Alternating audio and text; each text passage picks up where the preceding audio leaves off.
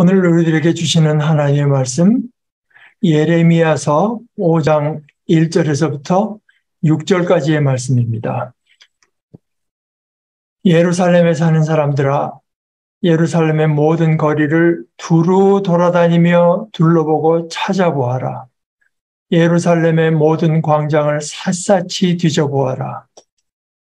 너희가 그곳에서 바르게 일하고 진실하게 살려고 하는 사람을 하나라도 찾는다면 내가 이 도성을 용서하겠다. 그들이 주님께서 살아계심을 두고 맹세하고 주님을 섬긴다고 말하지만 말하는 것과 사는 것이 다르다. 주님께서는 몸소 진실을 찾고 계셨습니다. 주님께서 그들을 때리셨어도 그들은 정신을 차리지 않으며 주님께서 그들을 멸망시키신 것인데도 그들은 교훈받기를 거절합니다. 그들은 얼굴을 바위돌보다도 더 굳게 하고 주님께로 돌아오기를 거절합니다. 나는 이러한 생각도 해보았다. 가난하고 무식한 사람들은 주님의 길도 모르고 하나님께 주신 법도 모르니 그처럼 어리석게 행동할 수밖에 없겠지. 이제 부유하고 유식한 사람들에게 가서 그들에게 이야기를 해보자. 그들이야말로 주님의 길과 하나님께서 주신 법을 알고 있을 것이다. 그러나 그들도 한결같이 고삐 뿔린 망아지들이다. 멍에를 부러뜨리고 결박한 끈을 끊어버린 자들이다. 그러므로 사자가 숲속에서 뛰쳐나와서 그들을 물어뜯을 것이다. 사막의 늑대가 그들을 찢겨 죽을 것이다. 그들의 죄가 아주 크고 하나님을 배반한 행위가 매우 크구나. 지난 주일에 이어서 한 사람 더 이야기를 나눠볼까 합니다. 물론 우리 한국의 경우도 당연히 이제 여럿 있지만 우리가 쉽게 접하게 되지 않는 외국 사람의 경우로서 이분은 이제 캐나다 출신인데요. 약학을 했으니 약학자면서 의사였습니다. 이름이 프란시스 캐틀린 올드햄 켈시라고 하는 여자인데 이분이 이제 그 미국에 구직을 했을 때 프란시스가 남자 이름인 줄 알고 이 사람을 받아들였 것 같다 이렇게 됐는데 프란시스라는 이름이 FRANCIS는 남자인데 CES는 여자 이름인데 어찌됐거나 이건 그러다가 이분이 나중에는 미국의 그 한국에도 있지만 FDA 그 음식하고 이제 약 같은 걸 관장하는 FDA라고 하는 기관을 취직해서 거기서 이제 그 새로운 약을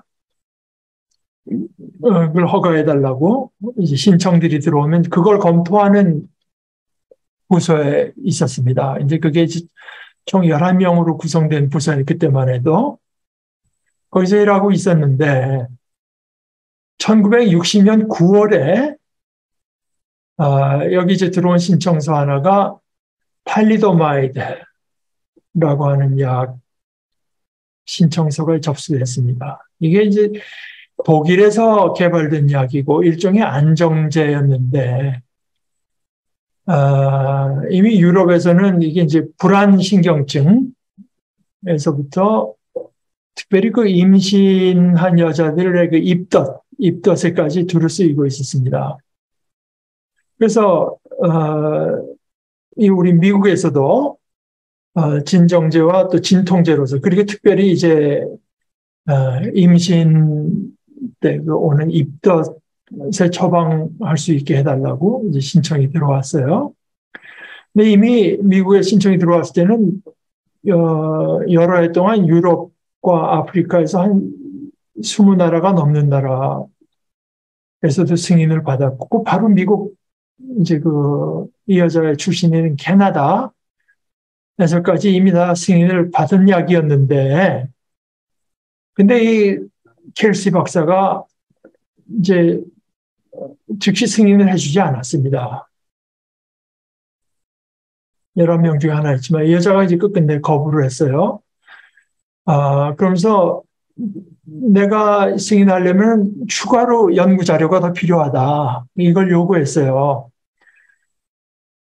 그러니까 이야기 이제 빨리 출시가 돼서 돈을 벌어야 되는 거 제약회사가 뭐 회유도 하고 위협도 하고 그러니까 그 사람들은 뭐 돈이 많고 세력이 있는 사람들이라 여러 경로를 통해서 이제 엄청난 압력을 이제 행사했는데 이분이 끝내 물러서지 않았습니다.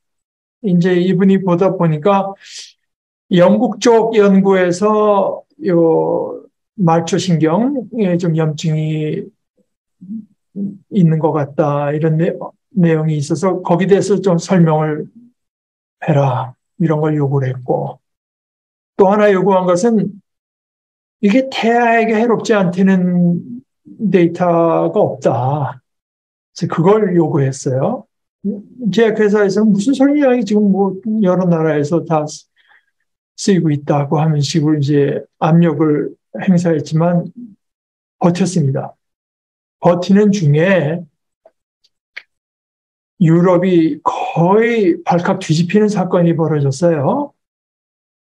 아이들이 태어나는데 팔이 없고 다리가 없고 귀가 없고 뭐 콩팥에 기형이 있고 이런 아이들이 이제 계속 태어나는데 이걸 역학조사를 해보니까 그 엄마들이 산모였을 때 임신 중에 이 탈리도마이드 이걸 먹은 것과 관련이 있는 것으로 이제 밝혀졌습니다. 그래서 더 연구를 해보니까 이 약이 이제 엄마에서부터 태반을 통해서 이게 태아에까지 들어갔고 그래서 기형을 일으킨 것으로 드러났어요. 그래서 당연히 이건 유럽에서도 금지됐고 미국에서는 승인을 받지 못했으나 이 약이 그렇게 해서 금지될 때까지 1950년대와 60년대 유럽에서 이 약에 노출된 아이는 한 10만 명 정도, 그리고 가벼운 기형이 아니라 심각한 기형을 지니고 태어난 아이가 한 12,000명 정도, 또 기형 가운데는 말씀드렸다시피 신장, 콩팥 같은 것의 기형도 포함되니까 많이 죽었고, 그래서 결국 살아남은 태아는 3,000명이 채 못 되는 것으로 이제 추산됩니다.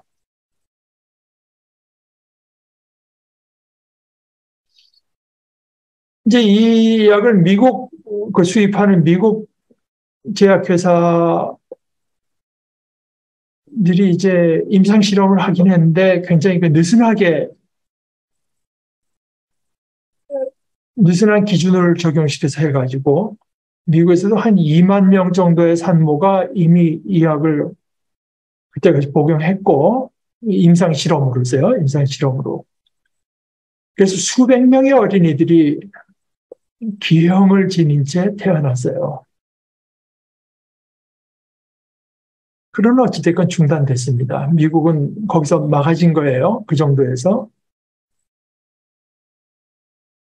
이런 일이 있고 나서 그 사건이 워낙 충격이 컸고, 그래서 이 사건의 여파로 미국에서 우리가 이 새로운 약을 이렇게 느슨하게 엉성하게 허락해서는 안 되겠다. 그래서 새로운 약 허가가 훨씬 더 엄격한 승인 과정을 거치도록 한 법령이 또 통과됐습니다. 그렇게 돼서 얼마나 많은 사람들이 보호를 받게 됐는지 계산할 수조차 없죠.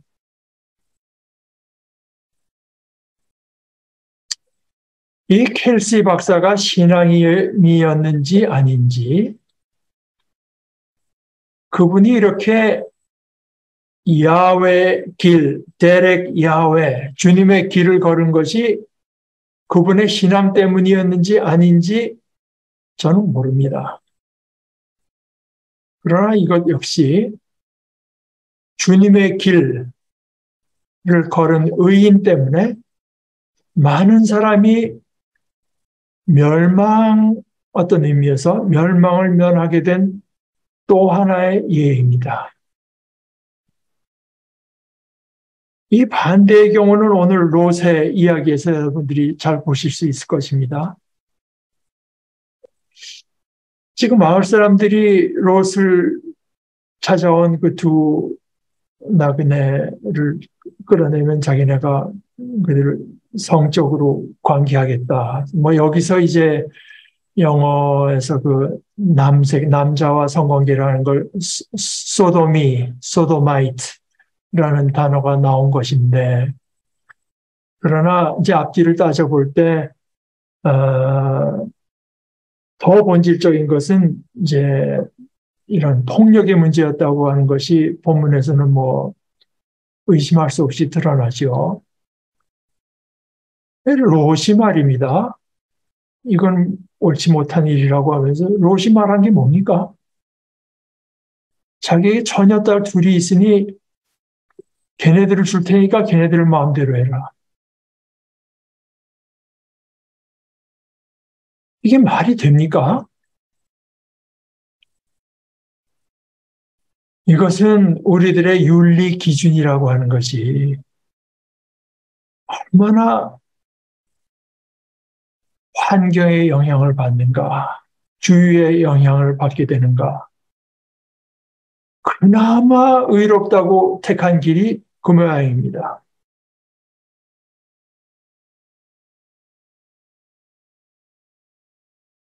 그것을 단적으로 보여주죠. 우리가 우리 의로움의 기준을 어디다 둘 것인가?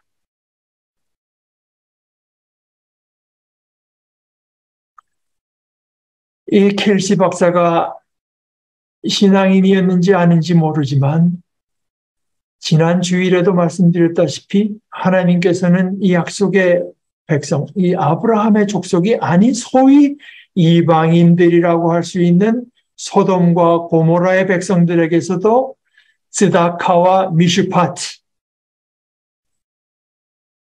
찾으십니다. 의로움, 스다카를 원하시는 하나님의 귀에 소돔과 고모라로부터 스다카가 아닌 즈아카, 울부짖는 소리가 너무 크게 들려왔을 때 직접 조사에 나서시는 하나님이십니다. 뿐만 아니라 하나님께서 아브라함을 통해서 심지어 언약의 백성을 창조하시는 이유가 다름 아닌 이것이라고도 말씀하세요. 지난 주일에 읽은 창세기 18장 19절을 다시 읽습니다. 내가 아브라함을 선택한 것은 그가 자식들과 자손을 잘 가르쳐서 나에게 순종하게 하고 옳고 바른 일들을 하도록 가르치라는 뜻에서 한 것이다. 미슈파트와 스다카를 행해서 데렉 야훼 주님의 길을 걷도록 그렇게 하라고 아브라함을 선택한 것이다. 그의 자손이 아브라함에게 배운 대로 하면 나는 아브라함의 약속한 대로 다 이루어 주겠다. 이 아브라함의 일이 있고 나서 수백 년이 지난 뒤에 남왕국 유다의 선지자 이사야에게 주신 하나님의 말씀도 마찬가지입니다. 이사야서 5장 4절에서 7절. 내가 나의 포도원을 가꾸면서 내가 빠뜨린 게 뭐냐? 내가 하지 않은 일이라도 있느냐? 나는 그렇게 해서 좋은 포도가 맺기를 기다렸는데 어찌하여 들포도가 열렸느냐? 이제 내가 내 포도원에 무슨 일을 하려는지를 너희에게 말하겠다. 울타리를 걷어치워서 그 밭을 못쓰게 만들고 담을 허물어서 아무나 그 밭을 짓밟게 하겠다. 내가 그 밭을 황무지로 만들겠다. 가지치기도 못하게 하고 북주기도 못하게 하여 찔레나무와 가시나무만 자라게 하겠다. 내가 또한 구름에게 명하여 그 위에 비를 내리지 못하게 하겠다. 이스라엘은 만군의 주님의 포도원이고 유다 백성은 주님께서 심으신 포도나무다. 주님께서는 그들이 선한 일, 미슈파트 하기를 기대하셨는데 보이는 것은 사륙, 미슈파흐 뿐이다. 주님께서는 그들이 옳은 일, 스다카 하기를 기대하셨는데 들리는 것은 그들에게 희생된 사람들의 울부짖음, 스아카 뿐이다.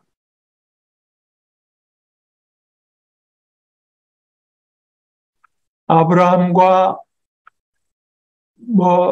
숫자를 내리고 내려서 마침내 10명을 보아서라도 내가 그 성을 멸하지 않겠다.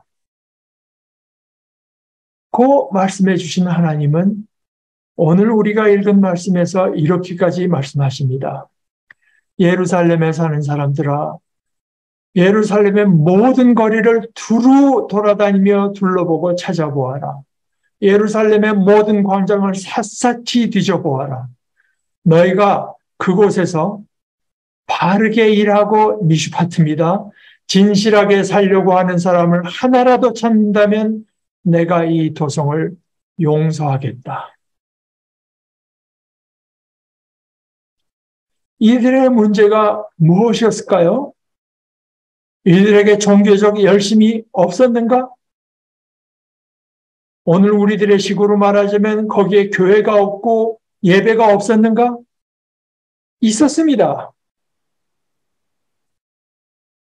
그들의 문제는 그것이 아니었습니다. 그들에게 바르게 일하고 진실하게 살려는 그것이 없었습니다. 말과 삶이 달랐습니다. 그들이 데렉 야훼, 주님의 길을 걸으려고 하지 않았습니다. 주님께서 살아계심을 말하고 그것으로 맹세하고 주님을 섬김에 대해 말하는 많은 말이 있었습니다. 그런데 그 말이 삶에서 이 주님의 길을 걷는 것, 바르게 일하고 진실하게 사는 것으로 나타나지 않았습니다. 거짓된 거 아닙니까? 2절의 말씀.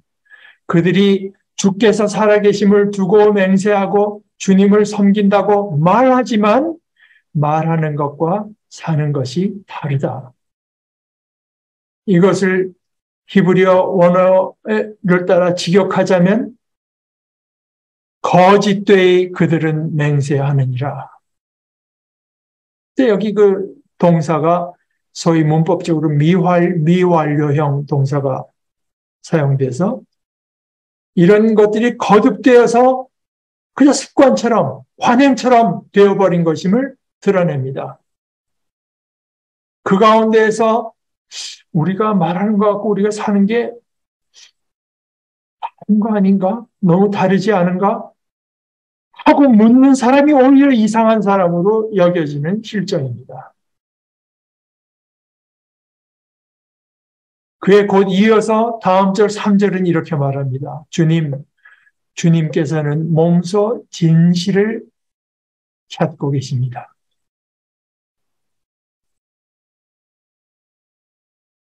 그러다가 마침내 저 뒤에 10절, 11절에서 하나님은 이렇게 말씀하십니다. 너희는 저 언덕으로 올라가서 포도원을 망쳐놓아라. 그런데 전멸시키지는 말고 그 가지만 모두 잘라버려라. 그러면서 말씀하시기를 그것들은 이미 나 주의 것이 아니다. 이스라엘과 유다가 완전히 나를 배반하고 떠나갔다. 나 주의 말이다.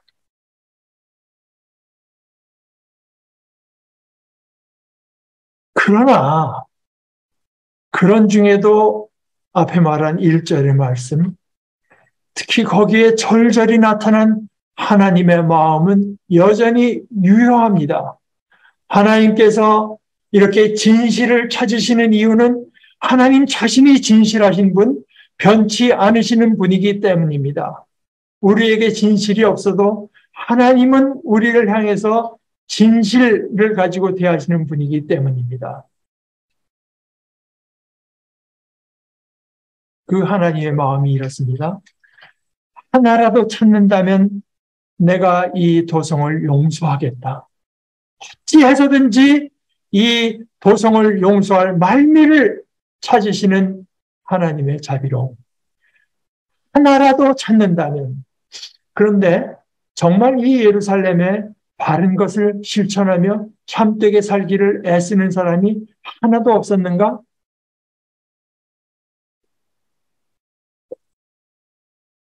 예레미야서를 연구한 박동현 교수의 말대로 이 예레미야서 자체의 내용을 보아서라도 꼭 그렇게 이해할 것은 아닙니다.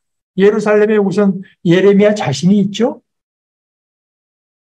또 예레미야를 돕고 그 예레미야의 예언을 기록하고 그러다 나중에 구원의 말씀을 들은 바룩이라는 사람이 있고, 또 예레미야처럼 예루살렘과 유다가 당할 어떤 재난을 예언하다가 잡혀 죽은 또 다른 예언자 우리아라는 사람도 있고, 그 외에도 여러 사람들이 예레미야서 자체에서 하나님의 칭찬을 듣기도 하고 구원을 약속하는 말씀을 듣기도 했습니다. 그러니까 이 말씀은 문자 그대로 받을 것이라기보다 유다가 얼마나 샅샅이 타락했는지, 또 하나님께서는 여러 사람 중에서도 특히 그 예루살렘 택하신 백성이 바르게 일하고 진실하게 살기를 얼마나 원하시는지 강조하는 말씀으로 받을 수 있습니다.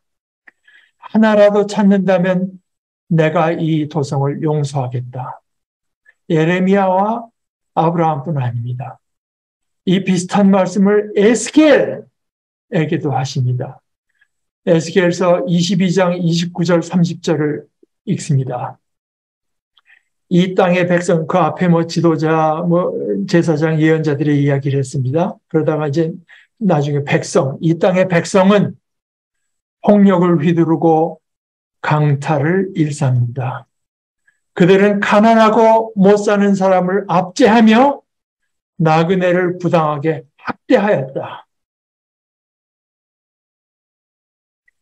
나는 그들 가운데서 한 사람이라도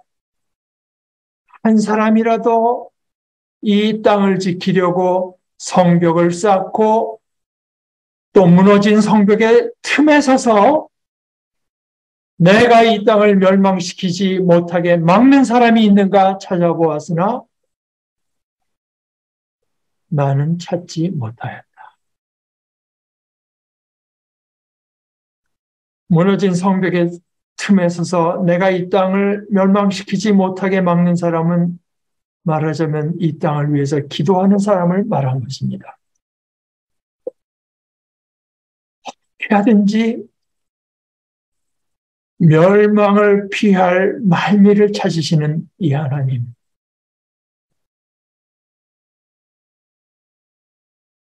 근데 하나님은 찾지 못했습니다.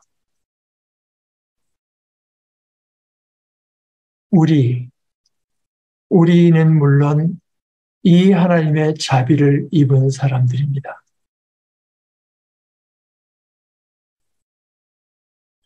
하나님께서 자꾸 찾으시다가 마침내는 하나님 스스로 우리에게 내어주신 분, 바로 그 한 분, 예수님께서 이 땅을 하나님께서 멸망시키지 못하게 막는 분이 되셨습니다. 하나님이 세상을 이처럼 사랑하사 독생자를 주셨으니 이는 그를 믿는 자마다 멸망하지 않고 영생을 얻게 하려 하심이라. 예수님은 우리의 구원이요, 하나님의 안도, 하나님의 기쁨입니다. 이제 예수님으로 인해서 하나님은 사랑이시라고 하는 것을 새롭게 알게 된 우리에게 하나님의 이 말씀은 이제 사랑의 음성으로 들려옵니다. 하나님께서 힘없고 가난한 사람들을 돌볼 것을 우리에게서 요구하고 찾으시는 것은 바로 하나님 자신이 그런 분이시기 때문이요. 우리 자신이 바로 그 하나님의 사랑을 입은 자녀들이기 때문이라고 하는 것을 우리는 새롭게 깨닫습니다. 너희가 그곳에서 바르게 일하고 진실하게 살려고 하는 사람을 하나라도 찾는다면 내가 이 도성을 용서하겠다. 이제 우리는 이 하나님의 자비를 힘입어서 바르게 일하고 진실하게 살면서 주님의 길을 걷습니다. 아멘. 우리 함께 기도하십시다. 자비로우신 아버지 하나님,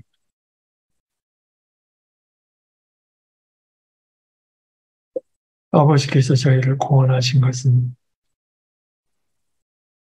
저희들이 바르고 살고 진실하게 행하여 아버지의 길을 걷게 하기 위한 것을 저희들이 새롭게 깨닫고